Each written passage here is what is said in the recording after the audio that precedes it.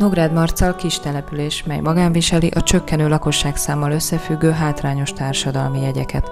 A munkanélküliség jelentősen meghaladja az országos átlagot, különösen érvényes ez a roma lakosságra, amelynél több olyan család van, ahol a tagoknak generációk óta nem volt állandó munkája. A Szociális Földprogram elsősorban őket célozza meg.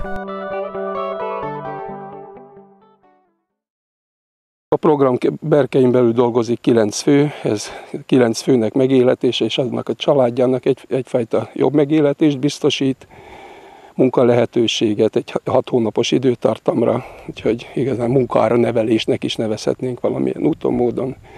Kicsit érzik azt, hogy szükséges a tevékenységük. A résztvevő családok a saját kertjeikben is termesztik a növényeket, emellett önkormányzati területeken is folyik a program.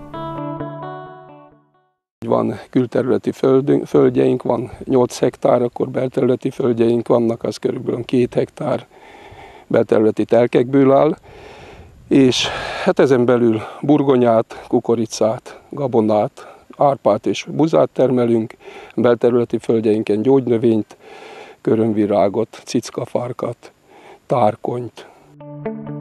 30 család megélhetését tudják támogatni a termeléssel. Ezen felül a környék ellátásában is segít.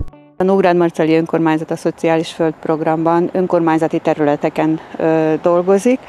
A megtermelt javak, tehát a termények nagy része leginkább a szügyi intézmények konyhájába kerül be, itt értékesítik, és ez a konyha látja el tulajdonképpen a közétkeztetést, a gyermekétkeztetést, a szociális étkeztetést és a dolgozók étkeztetését is.